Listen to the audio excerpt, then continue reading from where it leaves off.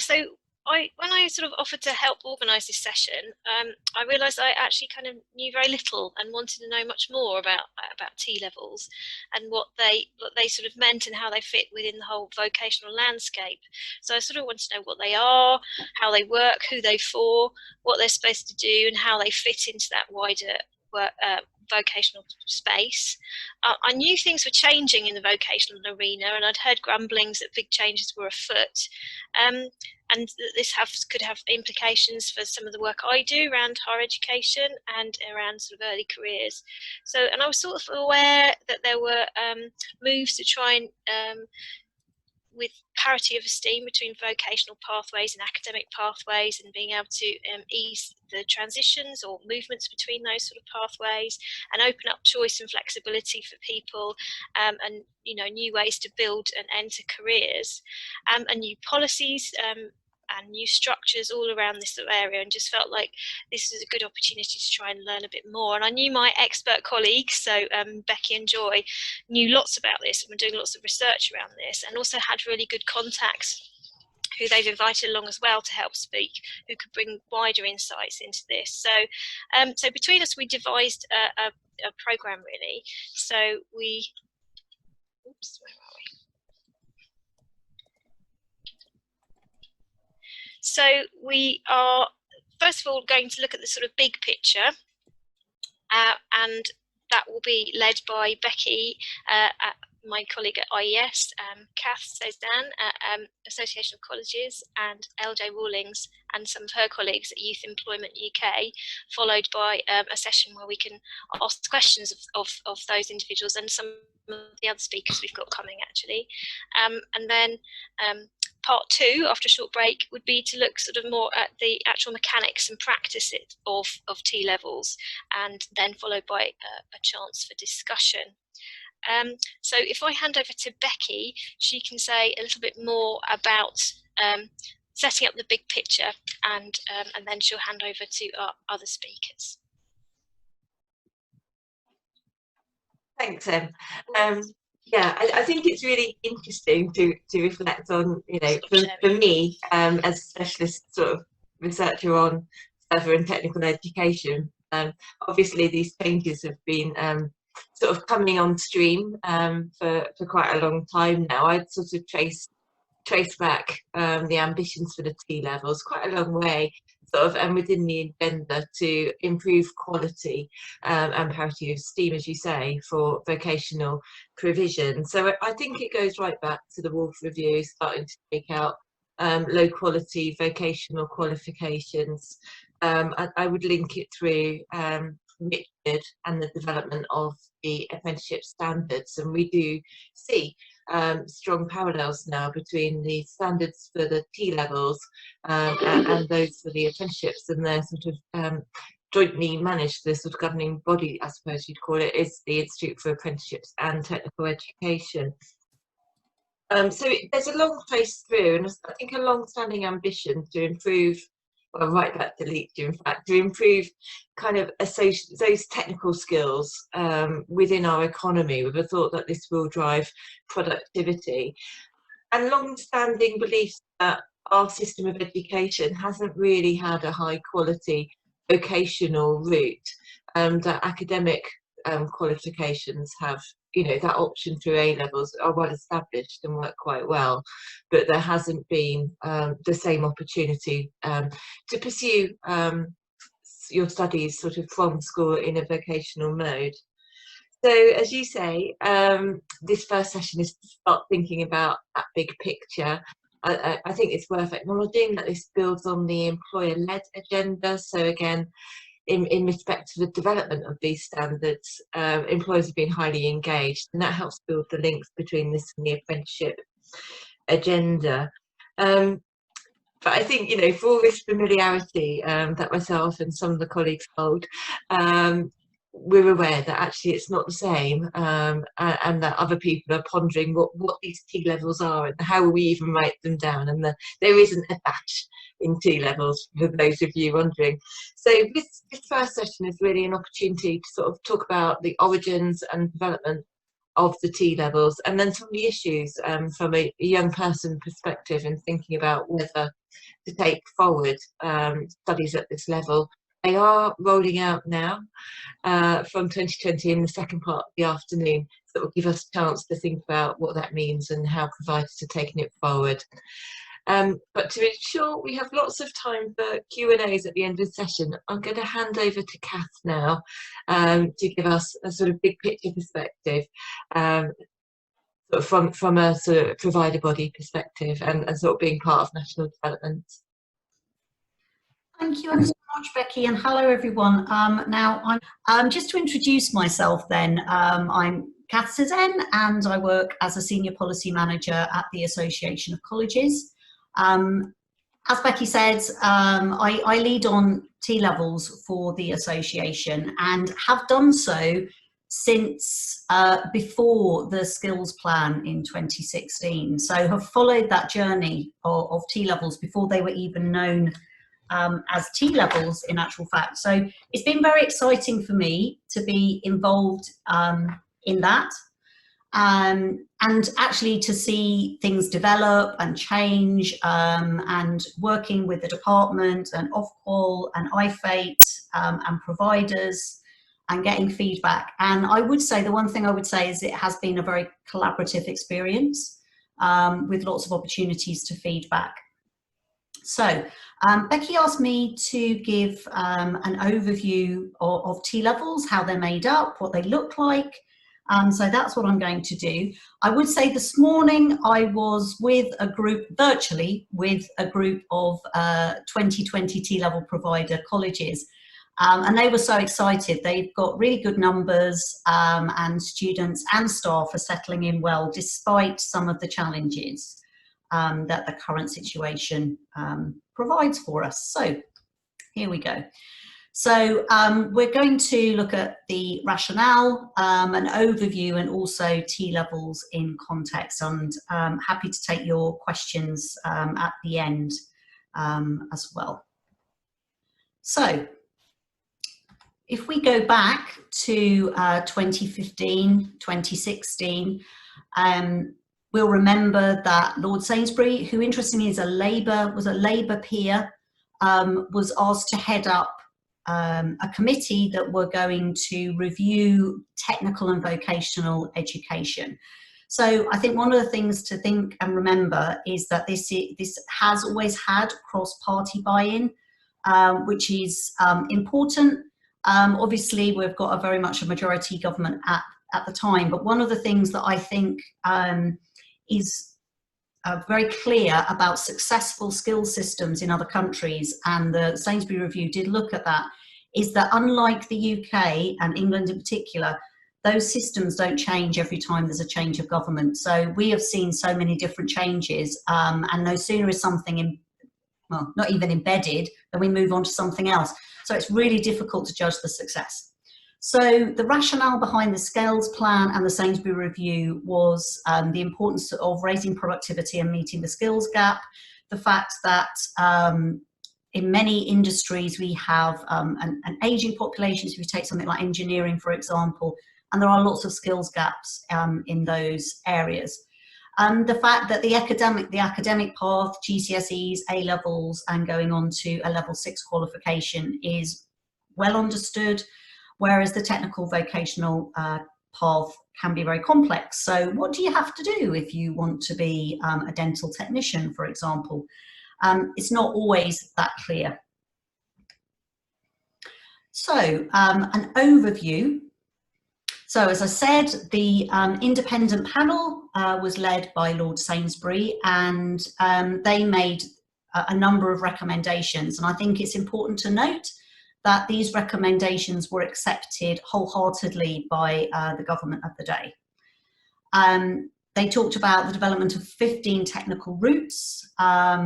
We'll come on to a little bit more detail about the technical routes, but just to note that 11 of them are going to be taught predominantly in colleges and schools and independent training providers, and the other 4 will predominantly be apprenticeship routes. As I said, we didn't actually have the name T-levels at that time, but they did talk about this new flagship technical education programme.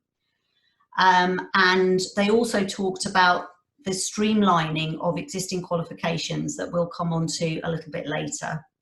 And as I said, they accepted all those recommendations. And actually, at the time, there was a lot going on at the time in government.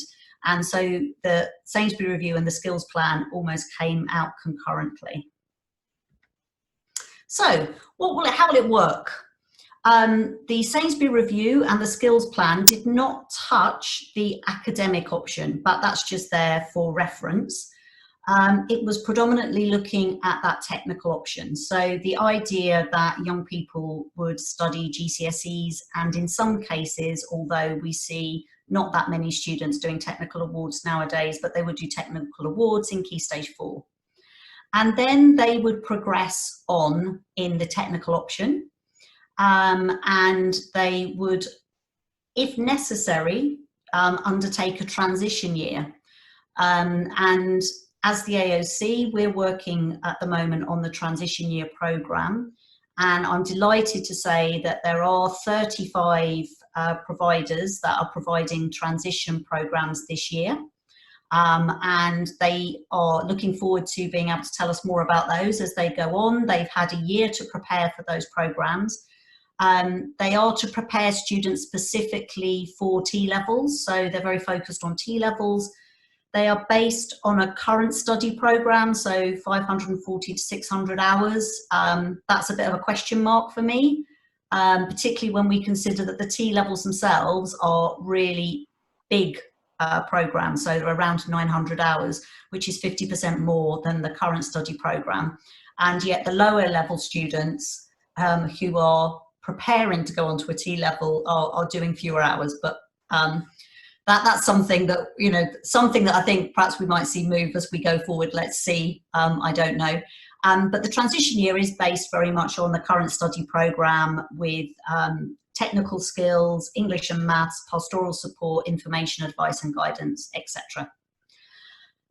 Some young people will need to do the transition year, and perhaps one of the things to note at the moment when I talk about young people is that T-levels are currently only available to the 16 to 18-year-olds. It is not a 19+ adult offer at the moment. So some young people will need to do the transition year, and others will have the qualifications to go straight onto the T-level, which is a level 3 programme and is a 2-year programme. And you can see there that the plan would be that after completing this 2-year programme, and we'll go into more detail about what it looks like in a minute, students could then progress on to higher technical education, and we're getting more information now about the higher technical qualifications that will be available from 2022. Unlike T-levels, they're not new qualifications, it's just sort of giving a branding, I suppose, if you like, to qualifications that already exist. Equally, we will see that because T-levels have UCAS points, you can also progress straight on to a degree, which in early years so the childcare education route, for example, may be that progression option. When you get these slides, and you can have these slides. This is actually a link through to some materials that tell you all about T-levels in a much more exciting way than I ever could. So I'll let you explore that at your leisure. But what are T-levels? They're, as I said, 2-year programs. They're developed in collaboration with employers. So going back to what Becky was saying about those standards and how they're in line with the apprenticeship standards. It's sort of a mirror of an apprenticeship, I suppose, in the fact that it's 80% classroom and 20% on the job, the industry placement, which I know you're going to discuss in more detail later.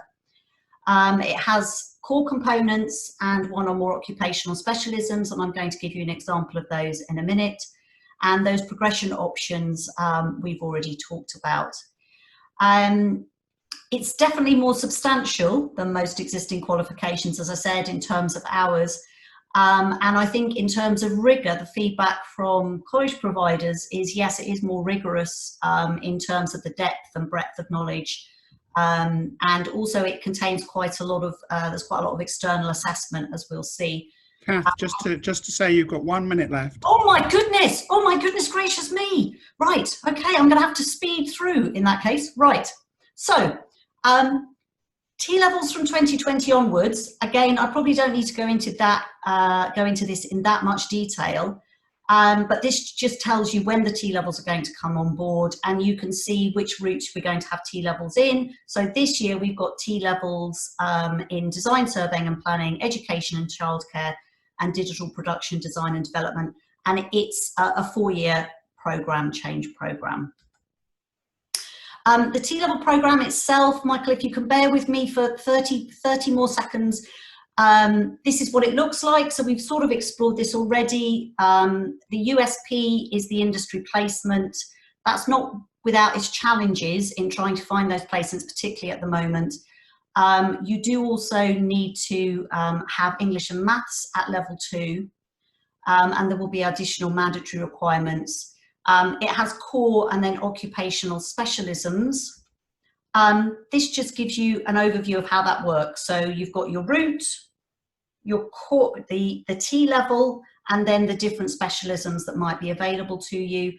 Of course, not all specialisms will be available at every single provider in terms of viability. And then finally, we've talked about the transition programme, the review of qualifications at level 3 and below. So T-levels comes into a crowded market. This review has started and it will be continuing. We know about the higher technical education qualifications, and obviously there is a wider FE reform programme going on. So there we go, that's me done. Thank you very much. So Becky, you were going to do the next bit of handover, I think.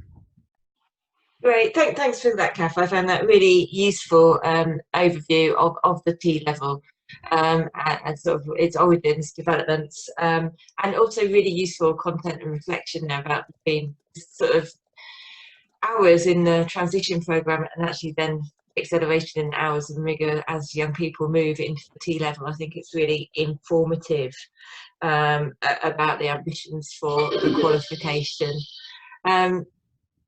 We will do sort of some more summary points, but rather than me use this time, if I hand over to RJ from Youth Employment UK, we can hear a bit more from the young person's perspective around the T-level of vocational education agenda. Thank you. So yes, my name is Laura Jane Rawlings. I'm the Chief Exec of an organisation called Youth Employment UK. I am being joined today by one of our youth ambassadors, Akira. Unfortunately, I was due to be joined also with another ambassador, Sophie, but Sophie has got held up. So Kira and I are leading the way. Are you with me, Kira, and have you unmuted yourself? Yes, I am with you. Excellent, excellent. Thank you very much. And thanks for joining me today. No problem. Thank you for having me. Right, so I'm going to give a very quick overview to those of you that don't know who Youth Employment UK are, and then Kira and I are going to top and tail a bit of more information about youth voice and what young people think about vocational education and the pathways ahead of them.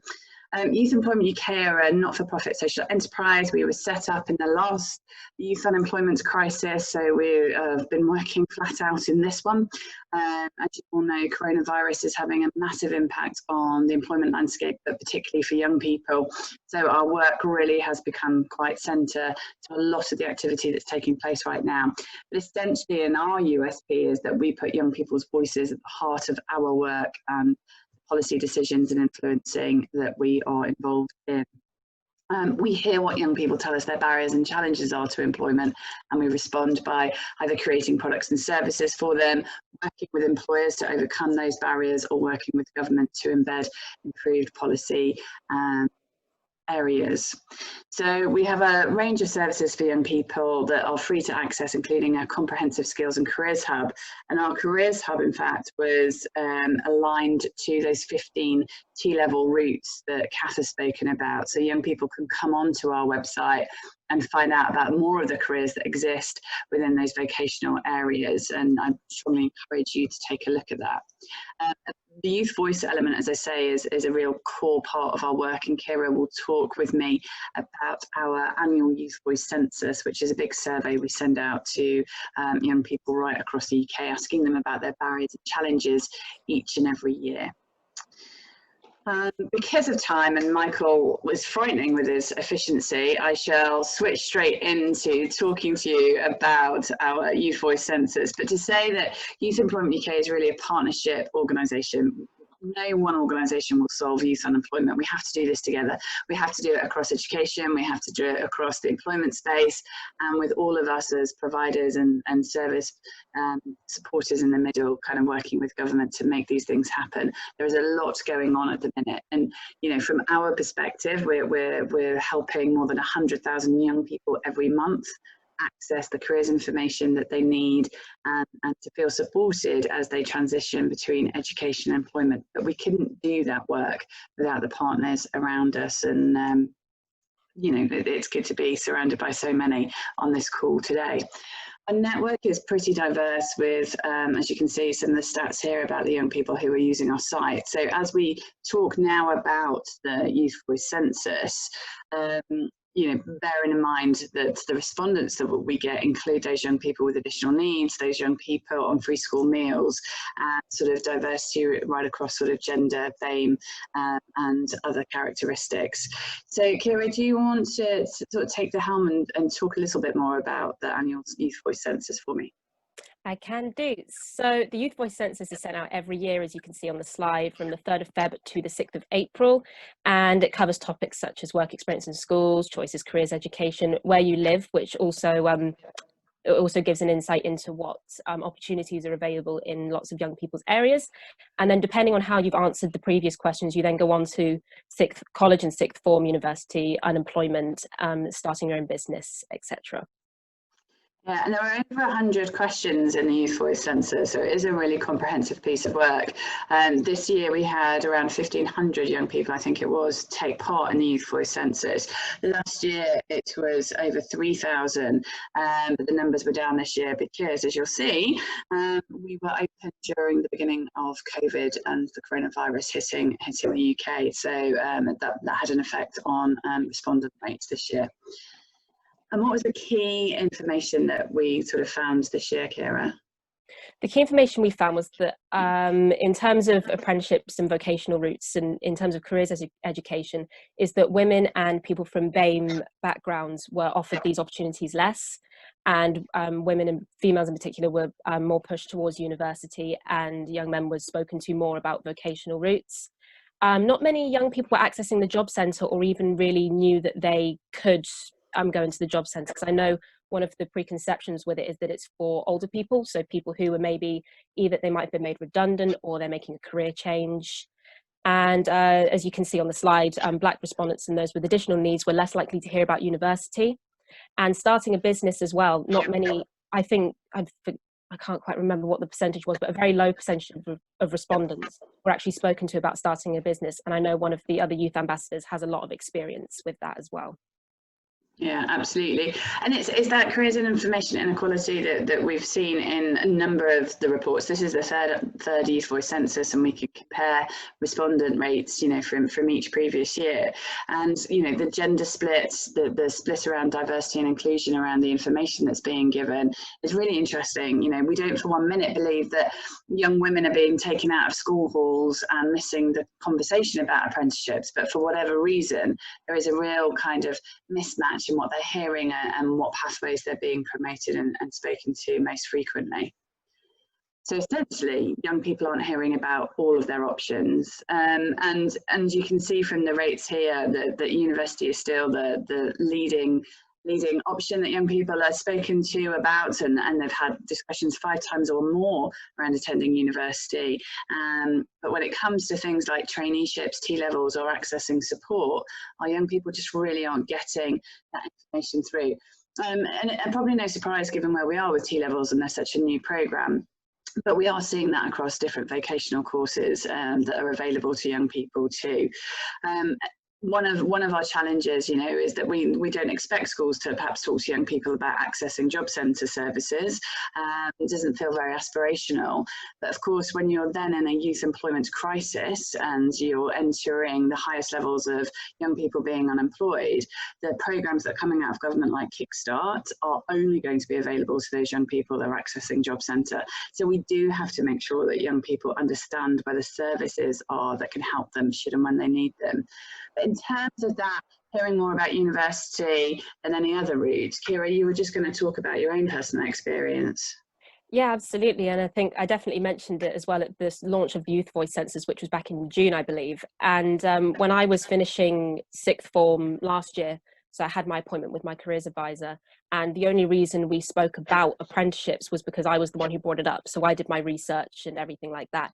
And that's not to say people shouldn't be doing their own research, but I know from speaking to some of my other friends that university was the only thing that was brought up to them. And my personal tutor as well, when I said to him about taking a year out, which I did, to decide what it was that I wanted to do, and good thing I did, because I'm now in an engineering apprenticeship instead of going on to do history and politics at uni.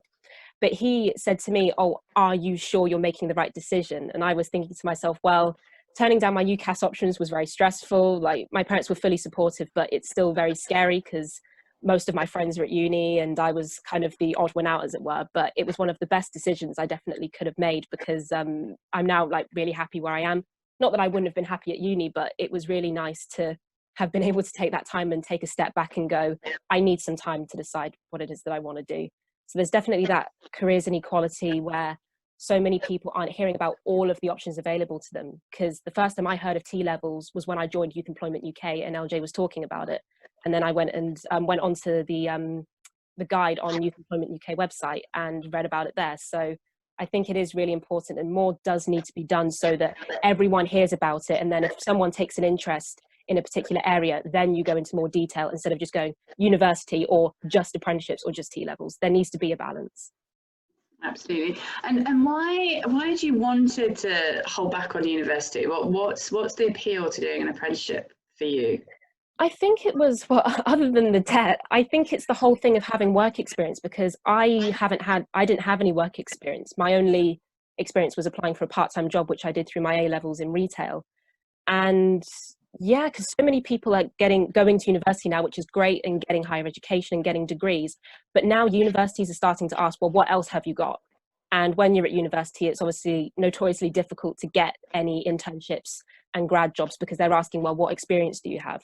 So I think that's the main thing, not only being able to learn in a classroom as well, but also be able to work and get paid whilst you're working as well, which is also really good. Absolutely. Excellent. Thanks, Kira. And just to sort of round up on that careers advice, one of the things, you know, and we wanted to talk about careers advice coming into this session and what young people are experiencing and telling us, because of course, when we start to think about the rollout of T-levels, you know, the bigger rollout, the wider rollout, we're going to have to get that careers information right. So, you know, to choose to go down and do a vocational course like a T-level, where you're focusing so much in one sector at the age of 16, is going to require those young people, in our opinion, to have had a lot of different work encounters and lots of different careers conversations, so that they are making very informed choices about the sector they want to specialise in and the courses and the best way for them to do that. And so then to understand what young people are currently experiencing will hopefully help us understand how we can improve or develop the system so that T-levels, you know, become a blended approach to that careers conversation. But just, you know, one thing that I think we talk about a lot in the career space is, you know, parents. And if young people don't know about T-levels, their parents certainly won't know about T-levels, and they become the biggest influencer and or blocker of pathways for their young people. So I think that's going to be something, as we're thinking about rolling out of T-levels, that we must make sure that parents, as well as the careers advisors and teachers, are all part of that conversation.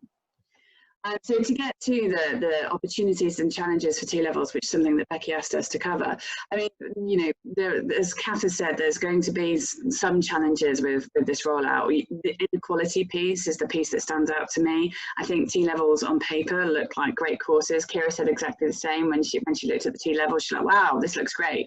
But then as you unpick some of that and you find out that not every provider will be able to offer them. If you live in a location where like your college or your providers are not offering T-levels, you will miss out on T-levels. The kind of system change that has to happen to ensure the quality of teaching and the right funding is in place. And as Kath said, those work experiences and that employer engagement at local levels. Given how things are with COVID, there is going to be a lot of challenge still in this system. And I know, and I'm sure the Department for Education and those involved in T-levels are sick of being compared to the diploma.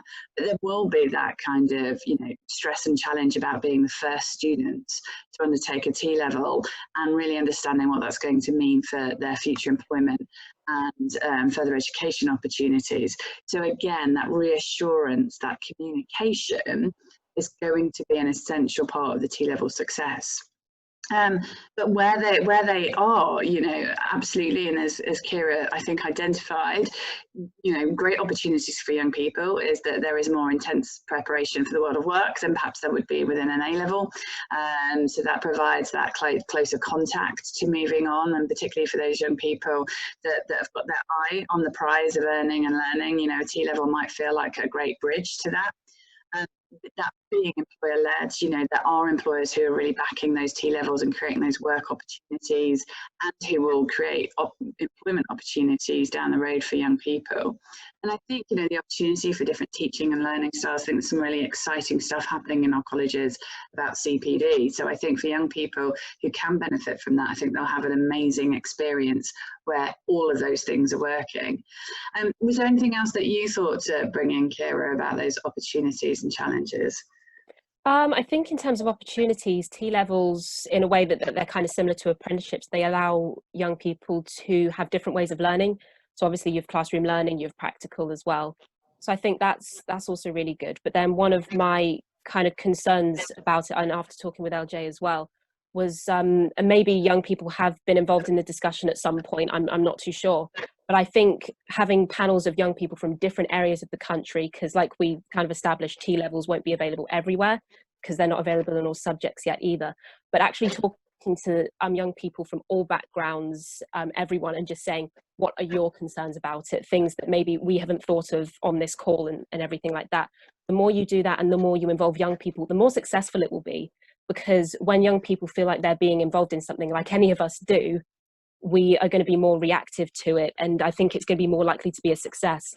But I know that young people do feel like guinea pigs quite a lot, because with the new GCSEs as well, a lot of people are really stressed about that. So I think the more you can include young people in the discussion, where they can identify different challenges and maybe concerns that they have, being the first, I think this September maybe being the first year to do the T-levels, and knowing that maybe a year down the road they won't just be scraps and they'll have a qualification that they can't do anything with. I think the more that they're included, the more chance that this will be successful. Yeah, absolutely. And our work in Youth Voice is really echoes that. I'm just going to finish because Michael is giving me the signal, politely though. We have done a lot of work across our free careers resources to make sure that we've mapped the whole national youth offer, because this landscape could not be more complicated for young people trying to navigate their pathways on their own. We're working locally with regions to make sure young people can find out what's available to them in their local area, and making sure that we've got that peer-to-peer content and inspirational support that young people need right now. So please do, the slides will be available. Please do go and have a further read of the Youth Voice Census and some of the other areas of our work, and get in touch if you have any questions. Thank you very much. Thank you very much, LJ, and Kira as well. Thank you. It was really great to get that insight from a youth perspective as well. Becky, can I hand back to you in case there's anything that you'd like to add as we move into the Q&A section?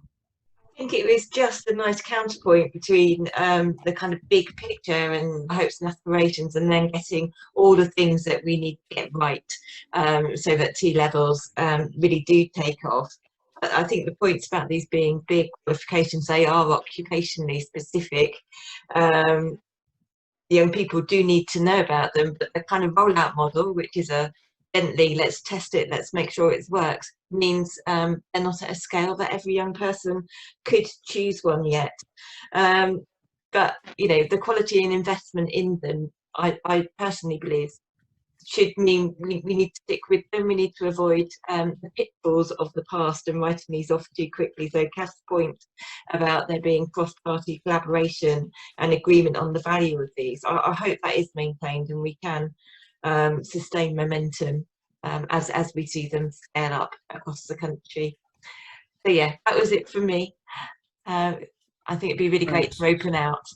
So what I'd like to do is to invite your questions to Kath, LJ and Kira, and if you'd like to use from the participants panel the hand raise button, we can come to you. I mean, I can see there's a number of things people have been raising in the chat, and so if you'd like to sort of, you know, pick up on one of those, do feel free.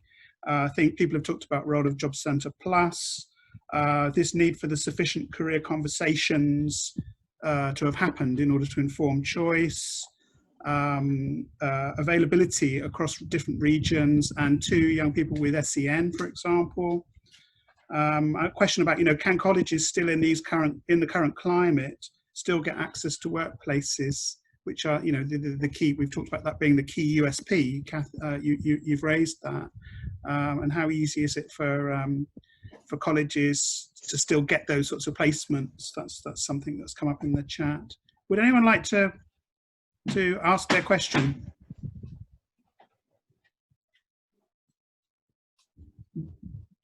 The ease of access to the workplace now and how critical that is. Kath, I don't know if you've got a particular thought on that.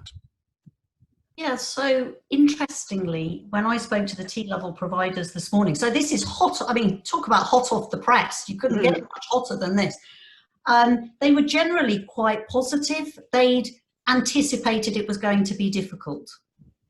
And so particularly for construction and digital, because it's a 2-year course, and the placements are aligned with those specialisms that I spoke about, actually they're looking at beginning to offer placements later in this academic year, in the main, by which time, who knows, because the picture changes all the time, doesn't it? But hopefully that may be a more realistic option. Slightly challenging with digital, because a lot of digital employers are working like we are. A lot of us are working from home. And that's quite realistic actually in digital. A lot of people work from home anyway. It's a realistic way of working. So I think there are some conversations to be had about realistic ways of working. In early years childcare education, potentially slightly more challenging in the fact that actually that T-level has more placement hours than any other T-level, because it has the license to practice, the early years educator license attached to it. And perhaps again, unsurprisingly, getting a bit of a mixed picture. So a lot of providers saying no problems, they were offering the placements in the way they had before. But I think there may be some geographical differences there, depending on local lockdown. So it's, no one could have planned that. No one would have planned to start a major education initiative during the middle of a pandemic. I am optimistic that the providers and the employers that they're working with, so they've got those placements, those placements are all lined up. I'm optimistic that they'll be able to work together with the department and the Institute for Apprenticeships to come up with solutions to all of that. Now, I know you're going to be talking a little bit more about industry placements in the next session, and you've actually got some feedback from the colleges themselves. But going forward, when we're looking, by the time we get to 2023 with 24 T-levels over 15 routes, then I think that's where the challenges will be, really, in terms of how we coordinate that effectively across the landscape as well. And I think in other countries, so we look at other successful systems, they're much more, it's much more embedded in the culture that, that's what we do, that's what employers do. So I think that's something, it's that cultural shift I think is really important. Early days though at the moment, but at the moment positive. But I think let's see how it goes over the next few years. Thank you. Keith, I know you've raised a few questions. I'm wondering if you might be happy to come on and just say a little about your thoughts about work experience and how that should be genuinely focused on learning and including career learning. Would you be happy to tell us a bit more about your thinking there? Yeah, I mean, I'm just curious, sort of, I guess, from a design and a delivery point of view, how these experiences are being crafted and then will be delivered. And my concern is that with the pressure to have these placements in place for all learners, that employers may have different attitudes and approaches to this, and that could have risks for the learning on offer for the students, both in terms of the technical competencies required, exposure to the world of work, but also, I think, critically reflection on their career pathways and options, and particularly options going forward beyond T-levels. And then also trying to think about understanding how that learning in the world of work is connected back into the assessment process in the T-level qualification itself. So would welcome thoughts and comments from colleagues. Would any of the panel like to comment on that? I'm happy to do so. Although, there's a lot of work gone into this. I think the industry placements were seen as being the thing that, because they're the USP, the thing that makes the T-level quite different from other current qualifications. It was understood that this needed quite a lot of work. So there's a lot of employer guidance. So the way that it will operate is that employers may well be involved in the interview process. That's, so there's pre-planning, on placement planning, and then post-placement planning, and feedback. So it's very much getting to know the young person, making sure that young person is the right fit for the employer and vice versa. Then there's actually what the young person's going to do on the placement, because it is substantial. It's around 9 weeks, so it's quite a lot of time out of the course. So there would be mentoring and buddying as part of that, with the student being very clear about what they need to be working on. It doesn't, with the exception of childcare education, because I said that's that license to practice, it doesn't actually, it won't have assessed elements in terms of the industry placement, but you have to complete the industry placement in order to get the full T-level. And the employer, there will be stages during the placement where the employer and the young person and the provider will come together to review progress and how it's going and the learning that's taking place. I think it's really interesting, that whole aspect of the information, advice and guidance, and that whole careers aspect. Hopefully by the time the young person's committed to going on to a placement, they will have made that decision. Yes, I want to go into that aspect of construction, for example. In the first year, there is the opportunity to do some tasters, because we all know and come across young people who really, I remember I met a young person who really, really wanted to be a midwife until she started doing the course, and then actually decided that her real passion was design. And so she had a change because she had that experience. She went into the hospital, she saw what was going on, thought, no, this is not for me. And that does happen. And so we need to be, to have that preparation, that being prepared. So I think that's all very important. Thank you. And I mean, sort of picking up on that theme, I know Russell had raised the question of, is there a danger of narrowing options down by just taking one subject, and how the sort of providers in the early phases of T-levels are addressing that. But I mean, LJ and Kira, I don't know what your perspective on that might be. I mean, I know, LJ, you'd mentioned this thing about, is it too early to be specialising and narrowing down the focus? This is a concern some people have about vocational course selection.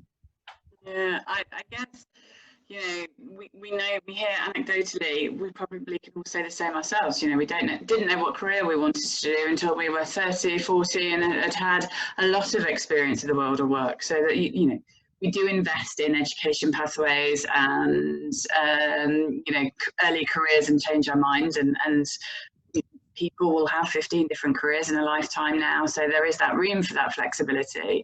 And I'm okay with that. but what I would want to be assured of is that our young people are being told about all options equally, parity of esteem.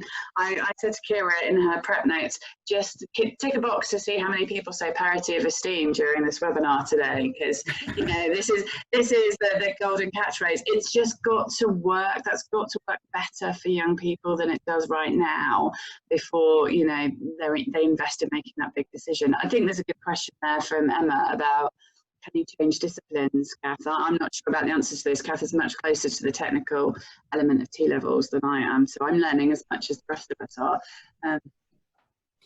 Thank you. So that's a very good question. Within route, that is possible, because obviously, let's take construction. So eventually there'll be 3 T-levels in construction. You'll have design, surveying and planning. You'll have building services, engineering and craft construction. So you will be, the core element is quite similar for all of those. So you could start saying, I want to do craft construction, which would lead you into occupations, so quite highly technical occupations in carpentry, joinery, brickwork. So you could start by doing that and then think, well, actually, I've had this talk by an employer and they've told me about this design, surveying and planning, which sounds really interesting. So I think there's that flexibility within the route. And a lot of the first part of the route, there's stuff on legal obligations, HR, health and safety, and they're common to all of those construction routes. Yeah. Those construction T-levels. So I think there'll be that flexibility. I think it's unlikely that a young person would be able to move from construction to early years childcare. But then on the other hand, I would say that was probably an unlikely move anyway. I think we'll have to see as we go through whether there'll be any greater flexibility with that. But I think that will become more interesting as more T-levels come on board. And people start perhaps thinking about their options. There's always that flexibility in the first 6 weeks anyway to say, this isn't for me. It's useful to hear about that, the different approaches to flexibility. Now, of course, just as we're coming to our break, we've got hands coming up with more questions. So I'm going to come very quickly to David and then to Claire for a quick 1-minute question. Then we're going to go into our break. So David, would you like to ask away? Okay, not a question really, just an observation about putting a couple of things together about how do young people get information about these and the role of job centres. Because job centres have, for the last few years, had this particular role within them of school advisors, whose job has been to go into schools and make sure that young people, staff and parents can be informed about apprenticeships and technical routes and local labour market. Now, there was a lot of concern at the beginning that amongst careers advisors that these would be seen as careers job centre people coming in and doing a careers advisor job for nothing when schools had to pay for careers advisors. We got over that. On behalf of CDI, I did a whole training programme with all these job centre advisors, helping them see how their role fits in with careers advice. And they could potentially be a major force in helping young people become informed about these options. However, the problem is that the job centre role at the moment is said to be demand-led because they're concerned about not pushing particular things, and so it's whether the school asks them in. If they had a more proactive role and a more proactive brief, and probably if there were a few more of them, then there could be a major route there by which young people could be informed about these options. Thank you very much. Can we come to Claire for our last question then, quickly before the break? It's a question and a comment really, because we've talked about the importance of being informed about different routes, and I was really very taken with what Chiara said about the inequality of that. But we all know that careers is not just about the information, is it? It's about the experience, it's about learning about yourself as well. So it's no good if everybody just comes in and tick boxes off.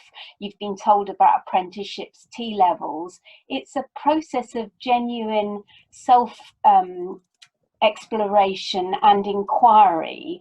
and it needs a sort of quite a sophisticated process, not literally just ticking off the information. So I don't know, I know, Laura Jane, you've done that work with your career planning toolkit. It's that need to have a shared view of what the sort of learning outcomes are that we need to support our learners to go through, not just ticking off the information needs. Thank you very much. I think we'll stop at this point for our break. Becky, I don't know if you wanted to add any sort of final comment before we finish this part of our session. We had a big focus on the placement, so I think it's great that our next session is going to sort of think through a lot more about that and the provider experience as they roll through. So I think this will build nicely on the discussion, but some really interesting points and questions how we get advice through and you know, the high quality advice that learners need. Yeah, thank you. Okay, thank you to everyone. Thank you to all of our presenters for the first part of our session. We're going to have a 5-minute screen break, so you've got a chance to make a cup of tea or whatever. And I'm just going to put up some details about NICEC membership as well. So for those of you who are new to NICEC, you'll see a little bit of further information about that. Thank you all very much.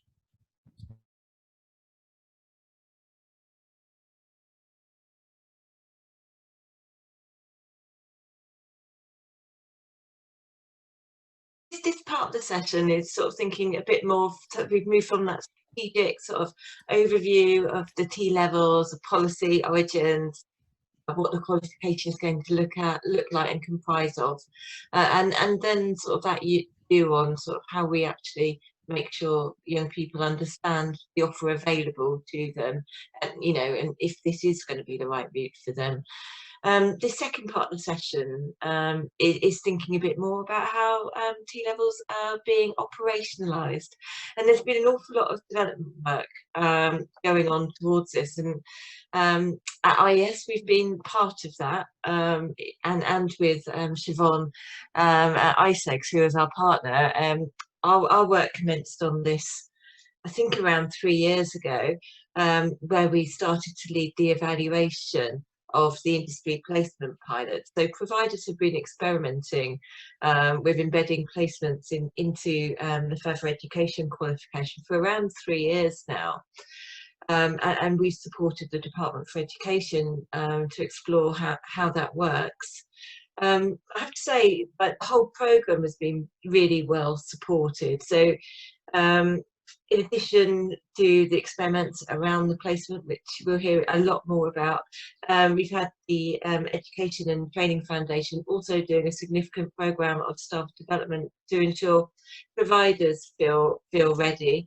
There's been research by colleagues at IFF Research into employers' likely response to the demand for placement. So while T levels, you know, it's hard to get away from the fact that not too many people know them, and it was very telling in the survey how few young people had heard about them. Actually, there's been an awful lot of preparation going in to ensure as they roll out, they can do so sort of with fair confidence that they are going to be able to achieve the ambitions for them and provide that high quality route towards occupations and professions. So in this session, as I say, it's that far more sort of practical operational perspective, and first up we've got our colleague Joy from IES, who's going to tell us a lot about the T-level USP, the placement, and then she's going to be handing over to colleagues from provider organisations who are going to tell us a lot more about their experience in taking forward delivery this year. So I'll hand over to Joy. So yes, my name's Joy. I'm a senior researcher here at the Institute for Employment Studies, and I'm going to be sharing with you today some of the findings of our evaluations that we've been doing. As Becky has said, since 2017, training providers, sixth form colleges and independent training providers have been piloting the industry placements, which really are the thing that makes this vocational qualification stand apart from something like a BTEC. So because it's a new way of working, there was the pilot in 2017, but then since then, the Department for Education has been rolling out a capacity and delivery fund where they have provided money for providers to get ready for the launch of T-levels.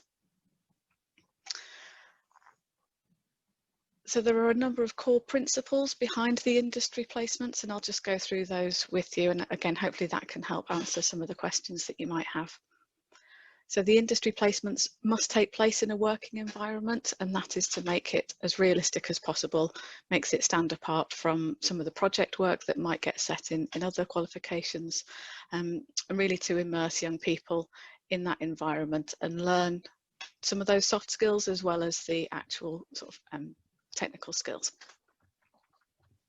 The placement can be split over 2 employers. So in some cases, we found from our research that that can be beneficial for the learners to experience 2 different types of workplaces. One of the examples we had was young people in animal management and animal care. So having one placement with small animals and another placement with larger animals, just to make sure they're getting as wider experience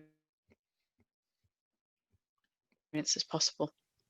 2 employers are also important when it comes to potential placement breakdown, so that the young people can achieve the hours that they need to. The placement needs to be usual working hours. So this means that for example, for administration office work, that might be your 9 to 5, but it also allows for young people taking some of the other qualifications like in catering, that they would be expected to work an evening shift, and that's allowed within the placement regulations. Kath has talked about the occupational specialisms, and that's one of the core principles as well within the placement, that it has to be relevant to the course that the young people are doing, the T-level. There are a couple of exceptions to that. For digital, which we've heard already, can be difficult for the colleges and young people to find a placement in that. So rather than the industry placement having to be very specific to their occupational specialism, the placement can be a bit broader, and as long as it fits within the digital remit. Another one of the exceptions is engineering and manufacturing as well, again because of potentially the difficulty of finding something so specialist. We've talked already about the number of hours that the placement is, so it's a minimum of 315 hours, which is approximately 45 days. That is a minimum, and some placements are going to be longer, as we've heard from Kath, that the education and childcare, one of the routes there, requires much more hours, but building on the existing practice. One of the core principles is also that students need to be ready for the placement. So we've heard that the placements will tend to start towards the end of the first year or into the second year. They can have up to 35 hours of work taster activities to get them ready. And it may be that there needs to be some curriculum that is covered before they are sent out into the workplace. Safeguarding is obviously something that's really important to make sure is still in place for the young people when they're going out there, and the responsibility still lies with the college or the provider, but also is shared with the employer as well. And of course, the placements need to be accessible to learners with additional support needs or SEND students. We've had examples in the research that we've done of support workers being actually able to go out into the workplace. If a young person is capable of doing the level 3 qualification, then they should be able to go out and do the placement as well. So as Becky said, we've been having a look at this area for quite a while now, and I was trying to tot up the amount of interviewees that we'd spoken to over the last 3 years, and there's over 750 people that we've spoken to. So that ranges from stakeholders, so people within the Department for Education who have been responsible for designing and supporting the programme. So 347 people within the providers who have been trialling this up until this point, getting ready. 258 employers, really trying to understand their experiences of taking part and hosting the industry placements, but also we've spoken to people who have decided that they weren't quite ready to take on an industry placement. And we've spoken to 100 learners and also heard from 177 learners as part of a survey. So again, we've really tried to get a rounded picture to understand everybody's views. So I'm going to share a few key lessons that the providers and everybody has been sharing with us over the last few years, and then I'll hand over to Ruth and Debbie, who will give a kind of a more up-to-date picture and their direct experience. So employer engagement is obviously a vital part of the this part of the T-level, and providers told us about the importance of continual engagement with employers. So it's starting early with that preparation, making sure that you're having conversations with employers, because it may take some time for them to come around to the idea of hosting an industry placement on a new qualification. It's also about keeping them warm. So you may need to get the engagement of an employer early on so that you know that you've got enough placements for the young people, but because the placement isn't starting till later in the year, you need to make sure that you're staying in contact with those employers and helping them to understand what is required of the placement and hosting it. Sourcing placements has obviously been a big concern for the providers, and they have had support to help them with that from the National Apprenticeship Service. Some have brought in external support from organisations who've traditionally supplied employers for work experience. They've also made use of specialist internal teams, so it may be that they could resource share with apprenticeship teams who are used to going out and finding employers for apprenticeships. One of the other things that we've explored is how far providers have been using students themselves to find placements. And this is something that has been more common, again, in sort of animal management and childcare, where students have been doing placements in those subjects for a number of years now. One of the concerns that providers have is that they need to be careful that this doesn't serve to reproduce disadvantage. We're making sure that we're not just relying on the social capital of young people, and making sure that they are being supported in all of those contacts, whether they need to have help to find the employers or whether they need help to actually pick up the phone and have a conversation with them. One of the other aspects of employer engagement is about what you actually say to the employers. How do you get them on board, and what are the message that will really resound with them? So for larger employers, it may be the corporate social responsibility is something that they want to tag on to. Some employers may want closer working relationships with colleges in their local area, or some of the smaller employers may be interested in having an extra pair of hands, having the fresh and youthful insight that people of this age group could bring to them. We have many examples of young people on placements supporting them with their social media, for example, and really bringing a fresh pair of eyes. Placement quality was obviously something that the providers were really attentive of, making sure that the level of tasks were appropriate for this age group and at this qualification level, but making sure that they were building and stretching over time. One of the things that employers told us was that the length of the placement really does make a difference. So rather than a short 2-week work experience where all the effort is in just getting young people to understand how the world of work works, actually by the end of the 45 days, the young people can really actually be contributing to the business and making a difference and getting value for money. The link to the curriculum is really important, both from a qualification point of view, but also to keep it engaging for the young person so that they can see the relevance of what they're doing in the classroom is linking to what they're doing in the workplace and vice versa as well. And as we've already covered, learner preparation is really important for that. And there are the 35 hours of work taster activities that can be done that can help prepare young people for that. And that might be things like CV support, interview preparation. We've had a few examples where employers have wanted to interview a number of young people for an industry placement to make sure they had the right person. So it's making sure that the learners are prepared for that. There are some route level differences that we found in the run up to the rollout of T-levels, and that can depend on the experience within a sector of how many entry-level jobs they might have, or whether they have a culture of internships or training.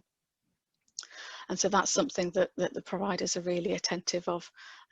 So it may be, for example, in hairdressing, actually there's quite a lot of experience there of taking on young people in those training roles. Resourcing and support has been a key concern for the providers over the last couple of years. Joy, just to say there's 1 minute. That's fine. So within the Capacity and Delivery Fund and within the pilot, the providers were given specific funding to help them get ready for the rollout of T-levels, and that's involved investing in customer relationship management tools, so investing in the IT to make sure they can manage these big lists of employers that they need to be getting in touch with, so that they know where young people are at any one time. And it's also involved investing in new staff who can help support the learners and also help with that employer engagement. There has been some funding from the Department for Education as well to make sure that learner costs are covered. So no learner should be out of pocket by undertaking a placement. Things like travel costs, food while they're out. If they're getting free school meals, then that should roll over until when they're in the workplace as well. The pilot and the capacity and delivery funding years have also tested out different ways that the providers are supported in terms of management.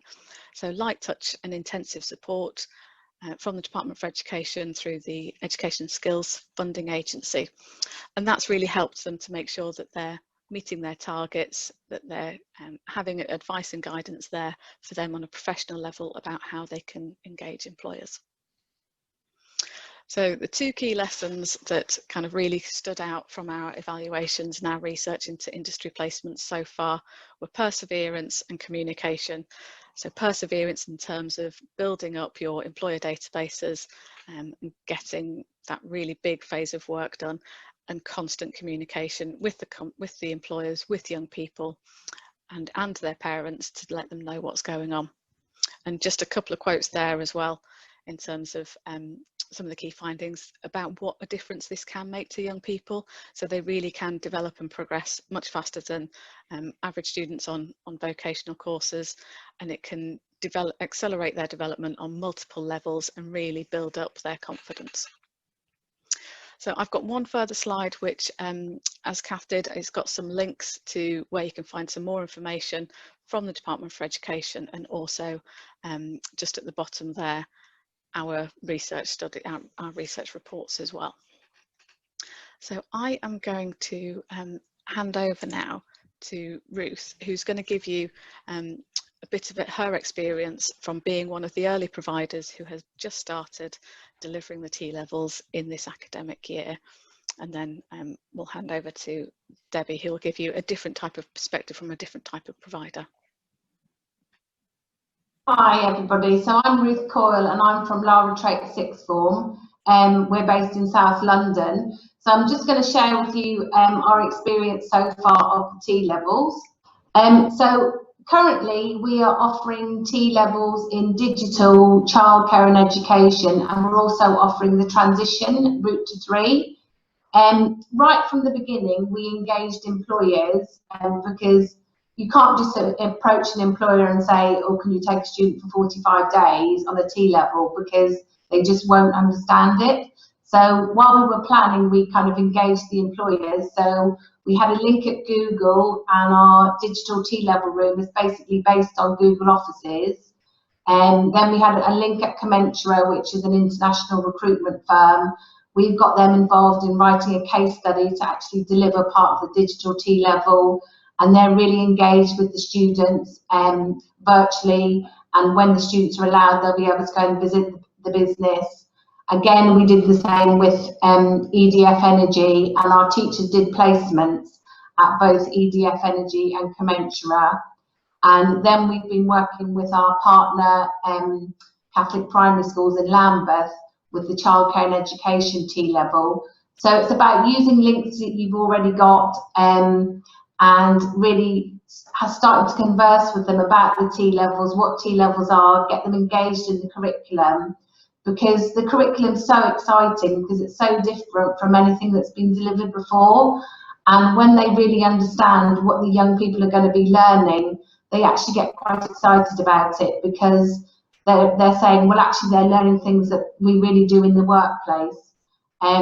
So how we kind of started off our links with the businesses were with the teacher placement. So all our teachers that are delivering on the T-levels went on teacher placements in the area in which they're delivering, and then from there they were able to share like the outline content with the businesses, and then businesses became more interested and were asking questions about T-levels, and then they're coming to visit the students and they're seeing what's happening, so they're getting quite excited about it now. We were really lucky in the DFE have supported us to build a new sixth form centre, which we've called the IA Centre, and that's allowed us to have really state-of-the-art facilities, so the students have got what they would experience in the workplace. So we've got a brand new digital studio, a childcare and education studio, and a media studio, because our Route to 3, our transition students, do a course in business and media, and new sixth form study facilities. So that's really wowed the students when they've come to the sixth form and has encouraged them to choose T-levels. We've named our centre the Aya Centre. It's named after a Ghanaian tribe, which kind of stands for resilience, because obviously over the last few months the students have endured a lot, and obviously we're still going through it at the moment. So this is a picture of our brand new digital studio. You can see the students have got 2 screens, just like they would in the office place, and they have whiteboards around the room that they can get up and draw on, etc., because that's kind of what they do in the Google offices. And it's allowed us to kind of extend our study facilities. So the students are really seeing, you know, the T-levels as something different, new and innovative, which is excellent. In the future, qualifications, so we've already built up links with ISG, which is a global construction firm, and we're going to introduce the T-level in construction. And for health midwifery, we've built up links with King's College Hospital and St George's, because we'd like to introduce that qualification. And within the actual T-levels themselves, we're trying to offer additional work-based qualifications. So with the digital T-level, they receive a certification from Google in the programming language Python, and as part of the construction T-level, they'll get a diploma from ISG, so they're actually getting industry recognised qualifications as well, which kind of really impresses the employers. And then you've kind of asked me to talk about some challenges we've had with kind of recruitment. So with our T-level in education and childcare, we currently have 17 students on that course. We had a lot more students that wanted to come onto the course and are currently studying health and social care, because the barrier they had to coming on the course is they still have not achieved a 4 in maths. So obviously we couldn't take the risk of putting them on the course, because if they haven't got the maths and English, they could end up with nothing at the end. They will resit the maths in November, and I may then be able to transfer some onto the education and childcare course, because they're very keen to do it, because that's what they're interested in. The digital T-level is more challenging to get students to sign up to, and I think the reason for that is the course title, because when we explain to students that actually it's a mix of business, IT and programming, they're a lot more interested. So in the sixth form, we have 2 other classes in the sixth form studying vocational business. So it's a popular subject, but I think the digital title puts the students off. So when we do our marketing next year, we're going to market the digital T-level in quite a different way, and we're going to have some of our businesses that we work with do a little promotional video for the students, so they can see it's not all about programming. The Route to 3, which is our transition course, we've only got 8 on that this year. Normally, our level 2 course would be about 15 students, but I think this year, because the students got centre assessment grades for their GCSE, the GCSE results were higher. So normally we would be expecting about kind of 15 on that course. You asked me about how we're kind of planning out delivery of the course. So there's a core curriculum that you deliver in year 12, and the students get tested on the core curriculum at the end of year 12, and there's also an opportunity to resit in November. And then they do the occupational specialism in year 13 once they've completed their industry placement. So the way we've planned the curriculum is we've put teachers in charge of areas where their specialism is. So for example, on this particular example, Miss Walsh, she is our programmer, so she's in charge of all the content areas that cover programming. I'm the business teacher, and we look after the kind of business areas of the qualification, and we're also engaging with an organisation called Spiral in Lambeth, which is preparing our students for work experience. And then we have an IT teacher who's kind of delivering the IT aspects of the programme. We've just started today, we had our first work experience workshop with Spiral. The students will be doing a series of 6 workshops with Spiral, and we hope to start getting them out 1 day a week from after half term, so from November. And then they'll do a block placement in May, June and July of year 12. So they'll have lots of experience before they start kind of the occupational specialism in year 13. You also asked me about how we prepared for COVID. So when the students come to the 6th form, they're all given their own Chromebook to keep. And we have all of our classes set up on Google Classrooms. So all of the resources are on there that are provided by the exam board, and obviously all our own resources. The students upload all their work on Google Classroom. We mark it all online. So if people were self-isolating, or if we had to send a year group home, it shouldn't have any impact on their education, because it's all kind of up and running on the Google Classroom. And then finally, you were asking me about the industry placements. So as I said, it's really important that you get the students prepared beforehand before you actually send them out to employers, because you want to have a good relationship with the employer. So Spiral Lambeth worked with our students last year on the pilot programme, and they have a series of workshops that help the students develop the skills they need for the workplace, help them develop their CV, their profile like LinkedIn, interview techniques, that type of thing. They were actually amazed today when they did their first workshop with the T-level students in comparison to the vocational students that they did the same workshop with last year. Because we've been teaching the T-level students for 4 weeks already, all of the teaching that we do, we're really developing their skills, like presentation skills, etc. And the group of students today was much more confident than previous students would have been. But now we're going across to Debbie, who's going to give us the FE College perspective. So my name's Debbie Keegan. I am the Assistant Director for Work Experience at Derby College. Thought it'd be useful to provide an overview of the college first of all.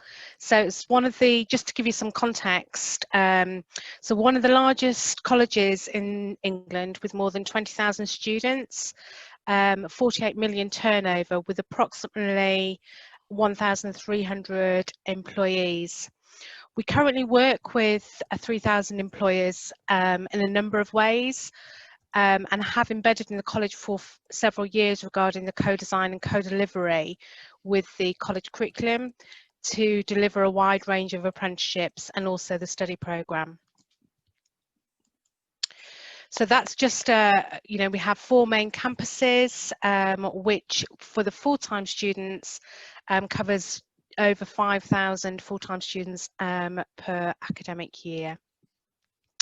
So with regards to the college, we've been we are one of the first FE providers who have started the new the 3 T-levels which started in September, so digital, construction, education, and early years.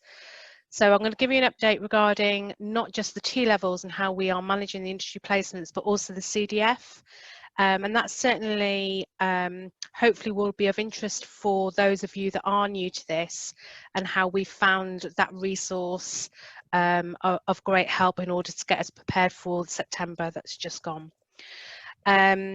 So we have already 20 established employment and skills boards, and they've been in place for a number of years.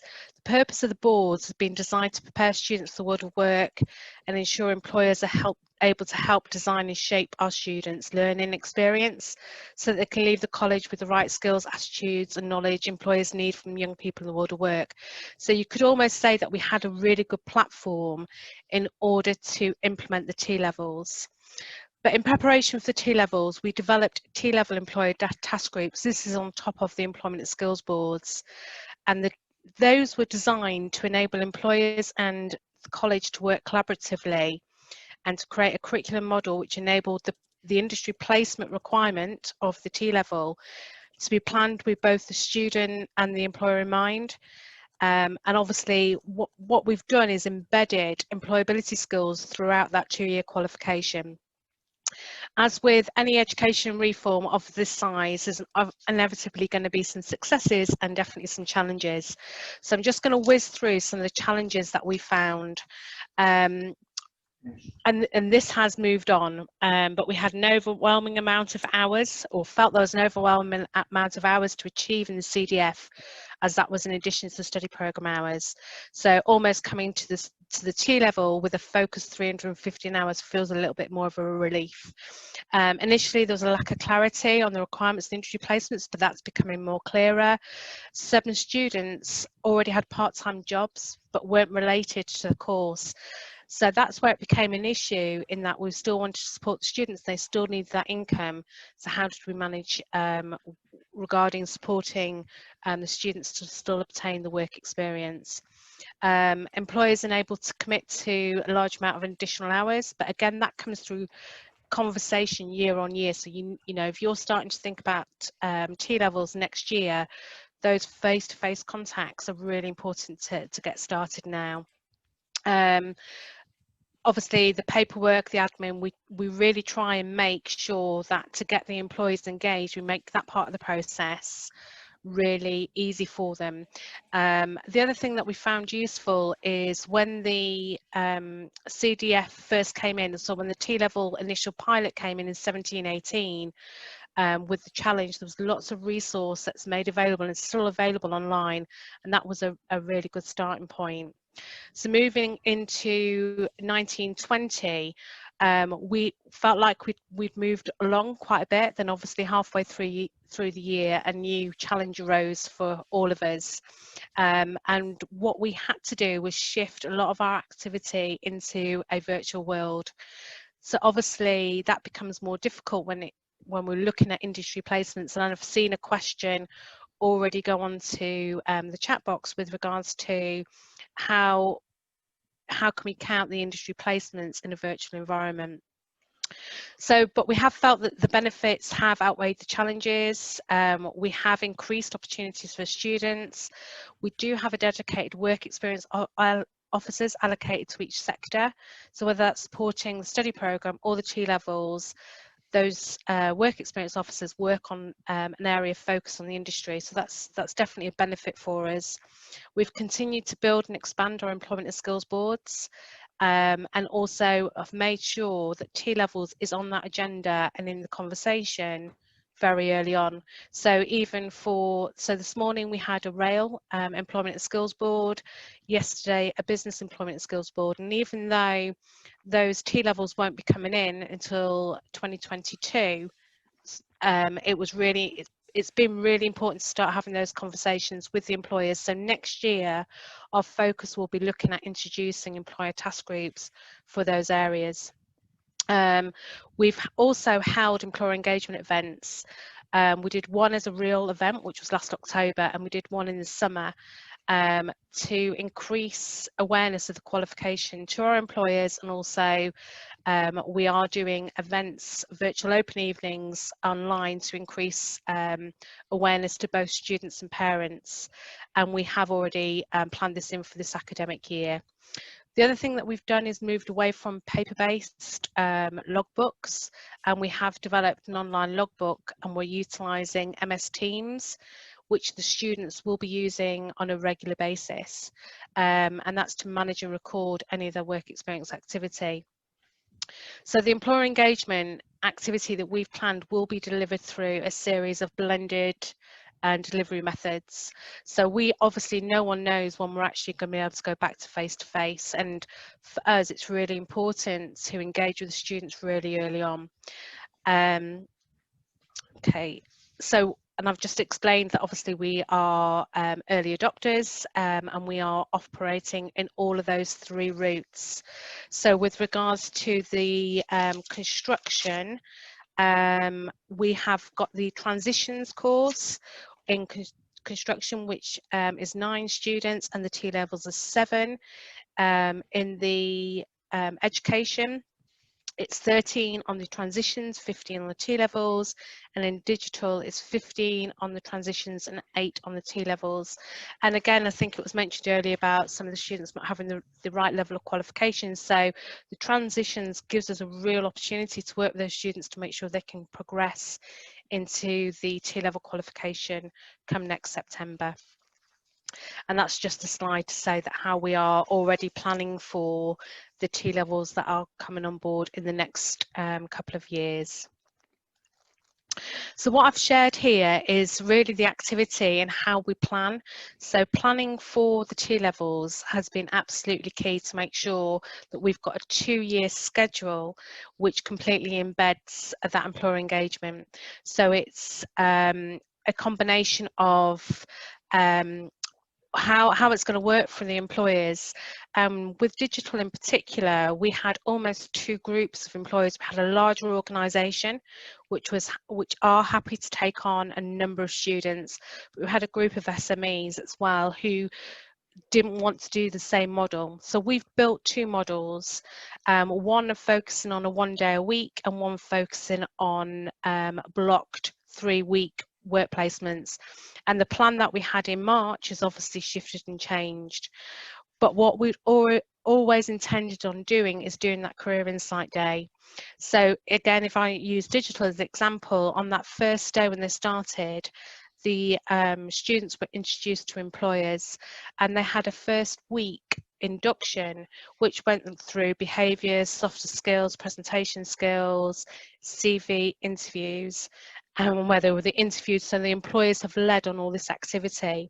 And then what we're going through now is an application process. So the students will, an application and a matching process, so we will be looking at where we think we could best fit the students and the information that they've had. So they've had lots of insight into very different organisations, from banking to finance, credit companies to technology companies. So a huge range of employers were involved in that week, and we will be looking at how they're best suited.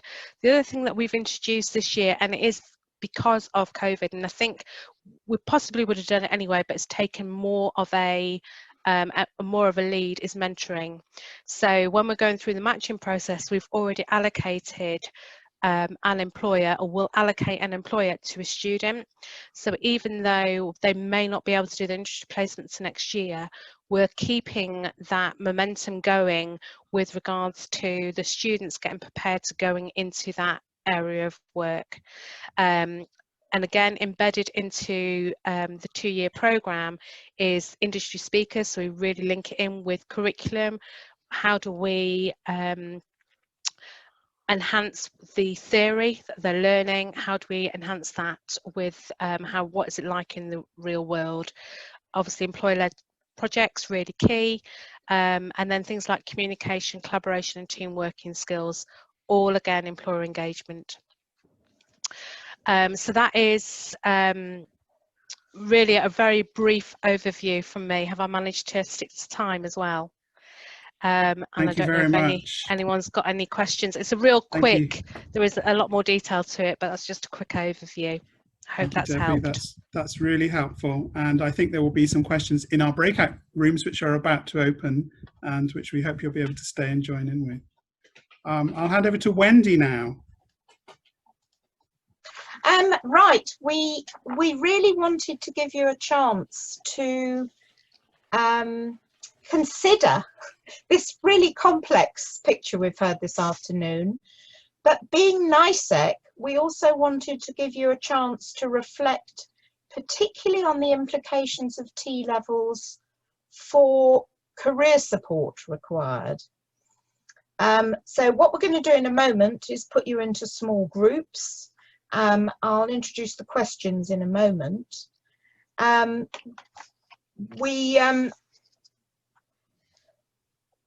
We hope that you'll pick just a few things to talk about, perhaps just one or two of the three questions we've chosen. And Emma, could you put the questions up on the screen? I'm also going to put them in the chat bar where I hope you can see them too as you continue in your groups. So I know you'll talk about what you want to talk about, but we thought we'd give you some starter thoughts. So the first question we thought you might like to address is, what do young people thinking of taking a T-level really need to know about and have in mind? The second question we thought you might like to talk about is about the other players, career leads in schools or colleges, tutors, teachers, and employers. What do they need to be thinking about?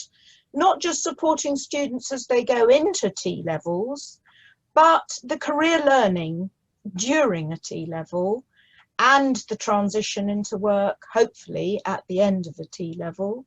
And then the third is a more open-ended question about, you know, as careers people, how different do you think T-levels really are from other vocational courses when it comes to our understanding of the kind of provision, careers provision that will be needed? What can we take with us from apprenticeships and other options in helping all these different players, including the young people, really get the careers bit of the T-level right? Now, I think I've already managed to paste into the chat bar the questions, so off you go. We'll need you back at 5 o'clock. And we'd like from each group, if you wish, just one or two thoughts. And do feel free to use the chat bar too for feeding back your thoughts. Thanks very much. Over to you.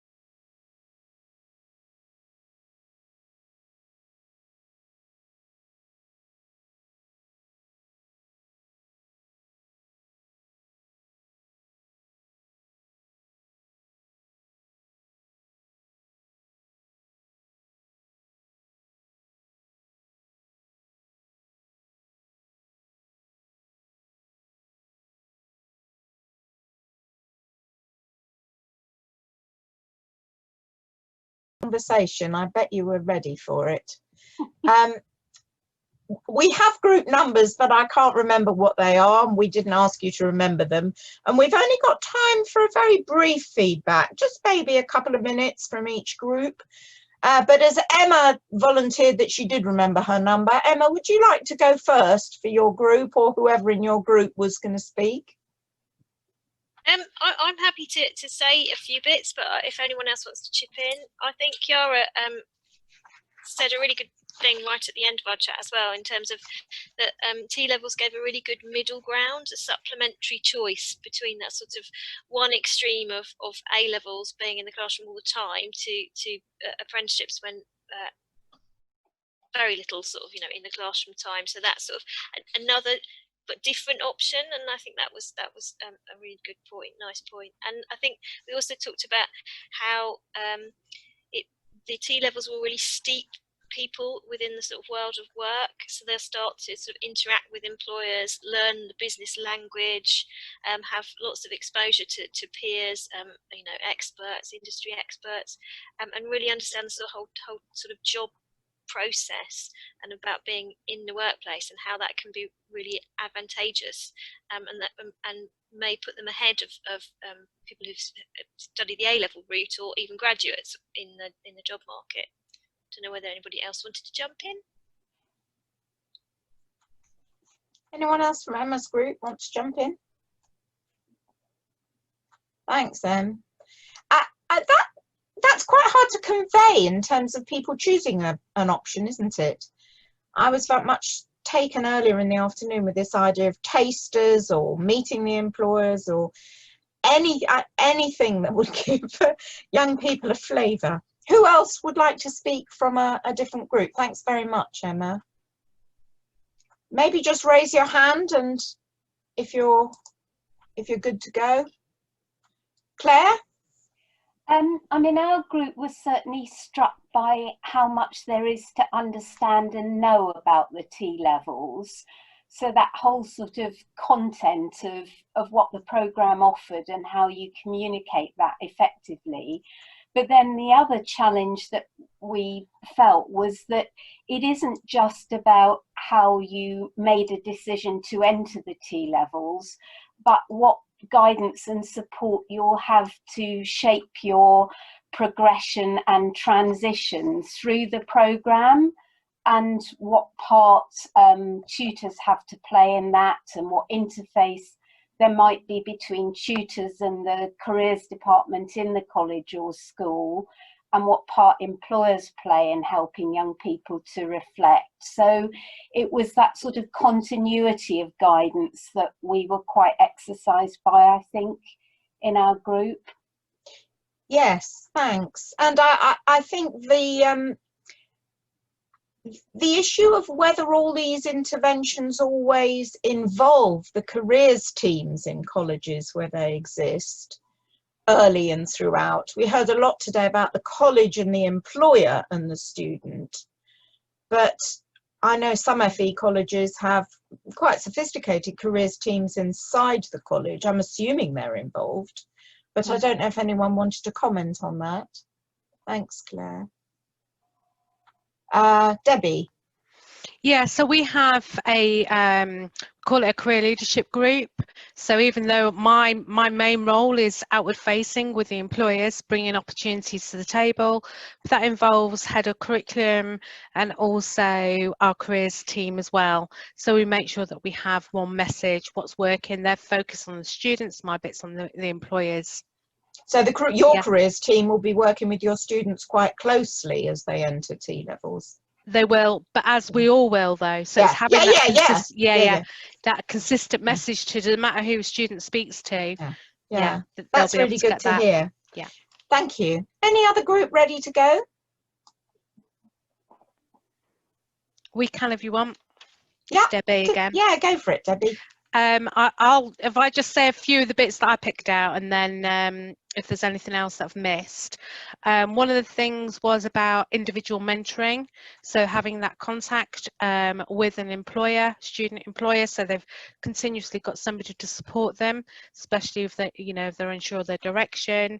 The message to employers, we need to make sure what we're asking employers for is really clear, so they're not bombarded with different requests from lots of different people. The government's already bringing out Kickstart traineeships, got apprenticeships, T-levels. T-levels are now competing with traineeship, so it's kind of like, how do we get that messaging right? And I think that's a combination from the DFE and also from the training providers with regards to making sure there's still opportunities for entry level 1 students, level 2 students, and I think making sure that they've still got that engagement, and we try and do things differently, though obviously there's a heavy emphasis. Certainly from my point of view, I'm really excited about the T levels. From a work experience team who have been trying to force the study programme students to undertake work experience, now it being part of the qualification is absolutely music to my ears, because we know the need to do it. Yeah, and the feedback that we get, you know, once they've done it, they really enjoy it. Also, what will happen with BTECs? I think that's a question that's out there at the moment. And also the importance of virtual experience. I saw it came up on the chat. You know, we are in this environment at the moment, and that won't change. Not overnight, but even if it did, our employers are going to just go straight back to the office. I think this is a game changer. So, and the feedback that we're getting from our employers that they want to support us, they want to support our students, but it may need to be in a different way. And I don't think the government can't not look at what that is. And I don't know if anybody else, that was just a quick summary of lovely summary. I think we might have to move. Is this the last group we're doing now? Michael, did we have 4 or 5? We had 4 groups. Yeah, so we've still got 1 to go, haven't we? Jane, you're mute. Okay. I keep getting all these strange messages blocking my screen. Sorry. Our group was beginning at the beginning was talking a lot about the difficulty of finding enough placements, basically. But I don't think that's a particularly new idea. But we got onto a very interesting conversation about whether schools and colleges might need to, particularly sixth forms and schools with sixth forms, might need to collaborate more closely, because there's a danger that some schools might want to hang on to their sixth formers to do more academic programs, and then perhaps not necessarily, I think the expression was protecting, wasn't it, Anthony, their sixth forms to the disadvantage of making sure that they know, the students know enough about T levels as a viable option. What else did we talk about? Maybe just one more point, Jane, if there's one. I personally was surprised that T levels equated to 3 A levels. I hadn't appreciated that, and that you can't do anything else alongside it, which I think, again, you know, you can't do 1 T level and 1 A level and 1 BTEC. It's just not on. You've got to do a whole T level. So committing to that is a big ask, or one that requires a lot of guidance and information in advance, perhaps. Yeah. Thanks so much. I think we will have to stop there on this part of the afternoon. It was such a rich discussion, and I hope at least, although it was a short time, you all enjoyed digging into this a bit more. We've all learnt so much today. I'm going to pass straight back now to Emma to start closing the day with us. Thanks, Wendy. Yeah, I just want to echo your thoughts, really. I've just learned so much, and I just wanted to thank our wonderful speakers and our wonderful facilitator for this last session as well. So I don't know whether you'd like to unmute and clap with me, or do your reactions on the screen, just to thank our speakers.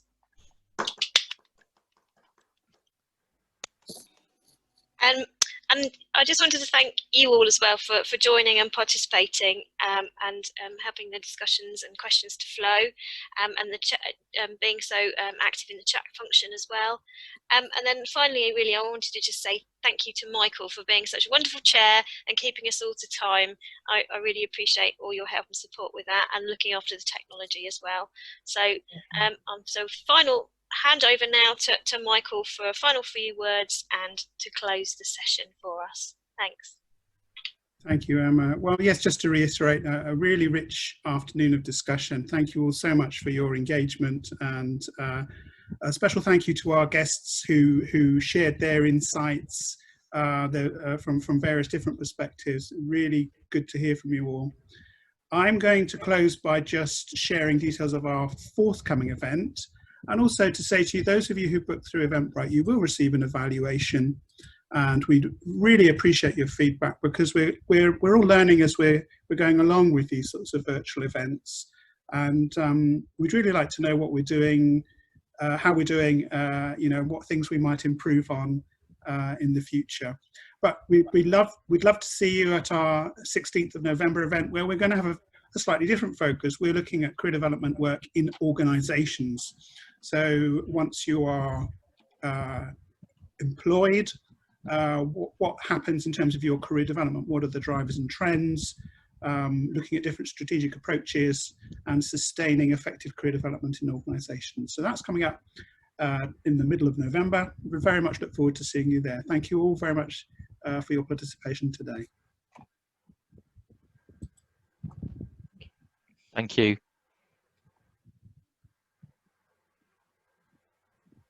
Thanks. Bye, everyone. Thank you, everybody. Thanks very much. Bye-bye.